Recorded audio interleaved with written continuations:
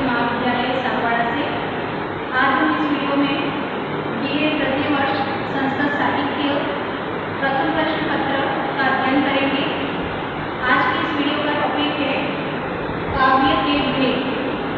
संस्कृत साहित्य का इतिहास अन्य सभी साहित्य के इतिहासों से बहुत ही प्राचीन एवं समृद्ध रहा है।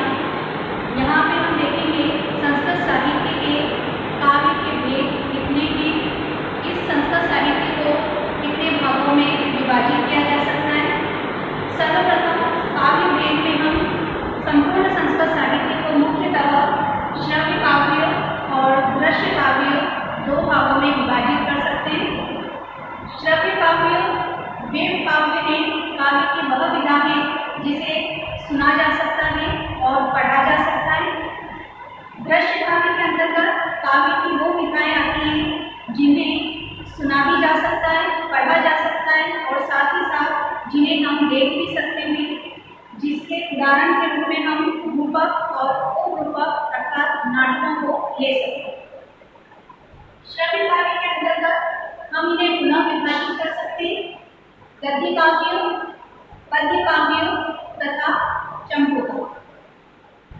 गद्य काव्य वे काव्य की विधा है जिसमें छंद की रचना नहीं की जाती है, जो छंदों से मुक्त होते हैं, जिनमें वर्णात्मक व्याख्याएं की जाती हैं, वह गद्य काव्य है। पद्य काव्य के अंतर्गत जो छंदोबद्ध रचना है उन्हें पद्य काव्य कहा जाता है और चंपू काव्य जिनमें गद्य तथा पद्य दोनों का मिश्रण पाया जाता है वो चंपू काव्य कहे जाते हैं। गद्य काव्य में हम पुनः भेद कर सकते हैं। गद्य काव्य का प्रथम भेद है कथा और दूसरा भेद है आख्यायिका। कथा कवि कल्पित होती है, कवि अपनी कल्पना से, अपने अनुभवों से किसी काल्पनिक घटनाओं को जो मूर्त रूप देता है तो उसे हम कथा कहते हैं। दूसरा उसका भेद है आख्यायिका। आख्यायिका ऐतिहासिक घटनाओं पर आधारित होती है। इन आख्यायिकाओं में ऐतिहासिक घटना के साथ साथ कवि अपनी कल्पना से कुछ परिवर्तन भी करता है। ऐसी कवि के द्वारा कल्पित और ऐतिहासिक जो कथानक है उन्हें हम आख्यायिका कहते हैं। श्रव्य काव्य का दूसरा भेद है पद्य काव्य। पद्य काव्य जो कि छंदोबद्ध रचना होती है जिनमें छंदों का प्रयोग किया जाता है, जिसका प्रथम भेद है महाकाव्य। महाकाव्य जैसा नाम से ही विदित है, महा अर्थात विशाल, बड़ा, जिसमें किसी ऐतिहासिक पात्र के या किसी काल्पनिक घटनाओं का संपूर्ण वर्णन किया जाता है। उसके जीवन का सर्वांगीण वर्णन जहाँ किया जाता है उसे हम महाकाव्य कहते हैं। जैसे रामायण और महाभारत हमारे आर्ष महाकाव्य हैं। इन महाकाव्यों में व्यक्ति के संपूर्ण जीवन की प्रमुख घटनाओं को उल्लेखित करते हुए उसका विस्तृत वर्णन किया जाता है। महाकाव्य की रचना के लिए अनेक नियमों का निर्धारण भरत मुनि के द्वारा किया गया है। पद्य काव्य का दूसरा भेद है खंड काव्य। खंड काव्य जैसा नाम से ही विदित होता है, खंड अर्थात टुकड़ा, जिसमें संपूर्ण का वर्णन न करके किसी एक अंश या किसी एक महत्वपूर्ण घटना के जो काव्य आधारित होते हैं उसे हम खंड काव्य कहते हैं। जैसा महाकवि कालिदास द्वारा रचित मेघदूत गीति काव्य में खंड काव्य के अंतर्गत भी आता है, जिसमें संपूर्ण का वर्णन न करके किसी एक प्रमुख घटना का वर्णन किया जाता है उसे हम खंड काव्य कहते हैं। पद्य काव्य का तीसरा भेद है मुक्तक काव्य। मुक्तक जैसा नाम से ही विदित होता है, जो मुक्त है अर्थात जिसके प्रत्येक श्लोक या प्रत्येक जो पद्य है वो एक दूसरे से स्वतंत्र होते हैं, अपना एक स्वतंत्र अर्थ रखते हैं। कोई भी श्लोक अपने पूर्ववर्ती या पश्चातवर्ती जो पद्य है उससे उसका संबंध नहीं होता है और स्वतंत्र रूप से अपना अर्थ प्रकट करता है, उसे हम मुक्तक काव्य कहते हैं। महाकाव्य की भेद परंपरा के विषय में अध्ययन करते हुए हम इस आगे बढ़ते जाते हैं। आज हम अध्ययन करेंगे किरातार्जुनीयम महाकाव्य, जो कि महाकवि भाभी के द्वारा रचित है। महाकवि को अलंकार काव्य शैली का प्रवर्तक माना जाता है। इन्हें कालिदास के दिव्य माना गया है, क्योंकि इनकी रचनाओं पर महाकवि कालिदास की रचनाओं का बहुत ही प्रभाव पड़ा है। अवर की सुंदरी कथा के अनुसार इनके पिता का नाम नारायण स्वामी तथा माता सुशीला देवी था। महाकवि भारती का मूल नाम दामोदर था और भारती इनकी उपाधि मानी जाती है। किरातार्जुनीयम महाकाव्य की गणना बृहत त्रयी में की जाती है, जिसमें महाकवि भारती द्वारा रचित किरातार्जुनीयम, महाकवि मौत द्वारा रचित शिशुपाल वध तथा श्री हर्ष के द्वारा रचित नैषधीय चरित्रम में सम्मिलित है और इन तीनों को बृहत त्रयी के अंतर्गत सम्मिलित किया जाता है। महाकवि भारती द्वारा रचित जो किरातार्जुनीय महाकाव्य है वह महर्षि वेद व्यास द्वारा रचित महाभारत में वर्णित घटना पर उपाख्यान पर आधारित है।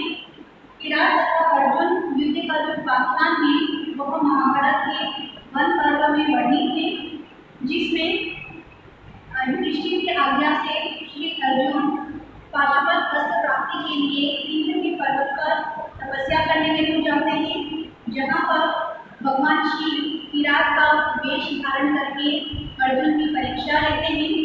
जहाँ एक जंगली सुकर का शिकार करते हुए अर्जुन और शिव दोनों के मध्य में युद्ध होता है और इसी वन पर्व में वर्णित उपाख्यान पर ही महाकवि भारती ने किरातार्जुनीय नामक एक अद्भुत महाकाव्य की रचना की है। एक संक्षिप्त छोटी सी घटना को उन्होंने बहुत ही विस्तृत 18 सर्गों में विभक्त किया है।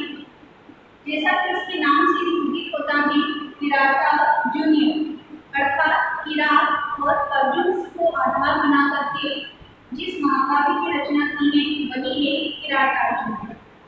यहाँ पे जो किरात है वह किरात पेशधारी शिव ने जो अर्जुन के पिता की परीक्षा लेने के लिए छद्मवेश में वहाँ उपस्थित हुए हैं और एक जंगली सुअर के शिकार को लेकर के उस पर अपना आधिपत्य जमाने के लिए अर्जुन और शिव दोनों में भयंकर युद्ध होता है, जिसमें अर्जुन की विजय होती है। अर्जुन लगभग परास्त हो जाता है शिव से, किंतु शिव उसकी वीरता से अत्यंत प्रसन्न हो जाते हैं और उन्हें पाशुपत अस्त्र प्रदान करते हैं। इसी घटना को आधार बना करके किरातार्जुनीय महाकाव्य की रचना महाकवि भारती के द्वारा की गई। इस महाकाव्य का जो वीर रस है वह है वीर रस प्रमुख है, श्रृंगार रस का भी उल्लेख किया गया है और साथ ही इस महाकाव्य का जो नायक है वह अर्जुन है, जो अपनी वीरता के लिए बहुत ही प्रसिद्ध है। इस प्रकार महाकवि भारती के द्वारा रचित यह महाकाव्य बृहत त्रयी के अंतर्गत गिना जाता है।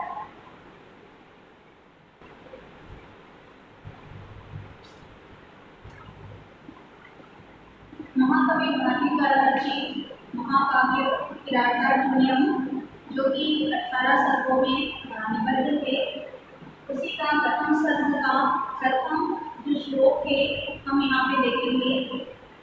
श्रियः पूर्णा अधिपस्य पालनी प्रजा सुप्रतिनियुक्तं वेदितुं सवर्णीयं विदितः समायो युधिष्ठिरं वेद वने च। यहाँ पे कथा का प्रारंभ करते हुए महाकवि भारती बता रहे हैं कि वन पर्व में जो महाभारत की कथा वर्णित है, जहाँ युधिष्ठिर कौरवों के साथ द्यूत क्रीड़ा में पराजित हो जाते हैं और द्यूत क्रीड़ा की शर्त के पालन करते हुए वह 12 वर्ष के वनवास तथा 1 वर्ष का अज्ञातवास का जो नियम है उसकी पालना करते हैं। उसी नियम की पालना में वनवास हेतु वह वेद वन में निवास करते हैं। वेद वन में निवास करते हुए जो धर्मराज युधिष्ठिर हैं वह कौरवों की अर्थात दुर्योधन की नीतियों को जानने के लिए एक वनेचर वन में निवास करने वाले जो वनवासी मनुष्य हैं उन्हीं में से किसी एक वनेचर को वह कुरुदेश हस्तिनापुर की तरफ गुप्तचर के रूप में भेजते हैं। इसमें बताया गया है कि जो युधिष्ठिर हैं द्वैत वन में निवास कर रहे हैं। श्रियः पूर्णा अधिपस्य पालने, पूर्णा कौरवों की अर्थात दुर्योधन आदि की श्रियः जो राज लक्ष्मी को पालन करने का उनकी जो शासन का जो स्वरूप है प्रजा प्रति, और उस प्रजा के प्रति जो उनका व्यवहार है वेदिक में, उसको जानने के लिए किस प्रकार से दुर्योधन अपनी राजलक्ष्मी का पालन कर रहा है, शासन कर रहा है और अपनी प्रजा के प्रति उसका व्यवहार किस प्रकार का है, ये जानने के लिए जो युधिष्ठिर है वह वनीचर को ध्यान में वह वनेचर, उस वनेचर को वर्णिलिंगी, जिसने वर्णिलिंगी एक सन्यासी का वेश धारण कर रखा है छद्म रूप में, पूर्व प्रदेश में वह उसको भेजते हैं उसकी सूचना को प्राप्त करने के लिए, उसकी जानकारी लेने के लिए। और वह जो वर्णिलिंगी है, वनेचर है, विदित वह समस्त जानकारी प्राप्त करती, जो कि युधिष्ठिर के द्वारा उसे आदेश दिया गया था कि कौरवों की राजलक्ष्मी का पालन किस प्रकार से हो रहा है और साथ ही प्रजा के प्रति दुर्योधन का व्यवहार कैसा है, ये सब जान करके द्वैत वने युधिष्ठिरम समायते, वह जो वनेचर था वह द्वैत वन में निवास करने वाले धर्मराज युधिष्ठिर के समक्ष उपस्थित होता है। और इस प्रकार यहाँ पे युधिष्ठिर की उद्योग के बात में यहाँ पे बताया गया है कि वह अपनी राज्य प्राप्ति के लिए उत्सुक थे और वह अपनी कार्य योजना को बनाने के लिए ही एक वनेचर को गुप्तचर के रूप में दुर्योधन के पूर्व प्रदेश में भेज रहे थे और वहाँ से उसके शासन प्रणाली और प्रजा के प्रति उसका जो व्यवहार है उसकी समस्त जानकारी को यहाँ पे प्राप्त करना चाह रहे हैं।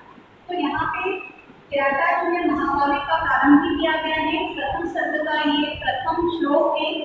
इसमें महाकवि भारती ने मंगलाचरण भी किया है जो कि वस्तु निर्देशात्मक है। इस श्लोक को देखने पर हमें याद होता है कि यहाँ पर कथा का प्रारंभ हो रहा है। युधिष्ठिर जो कि युद्धक्रीड़ा में पराजित होकर द्वैत वन में निवास कर रहे हैं, साथ ही दुर्योधन जो कि कौरवों का अधिपति है वह राज्य लक्ष्मी का पालन भी कर रहा है और प्रजा के प्रति उसका व्यवहार इत्यादि बातों का यहाँ पर उल्लेख किया गया है। और साथ ही युधिष्ठिर का जो क्रियायोग है, जो उद्योग है कि वह एक वनेचर को गुप्तचर के रूप में सारी सूचनाएं प्राप्त करने के लिए दो देश में भेज रहे हैं। इस प्रकार यहाँ पे इस महाकाव्य की कथा वस्तु पर निर्देशन किया गया है, अतः वस्तु निर्देशात्मक मंगलाचरण यहाँ पे किया गया है। इस श्लोक में छंद वैशस्त्र का प्रयोग है और अनुप्रास अलंकार का प्रयोग भी यहाँ पर किया गया है।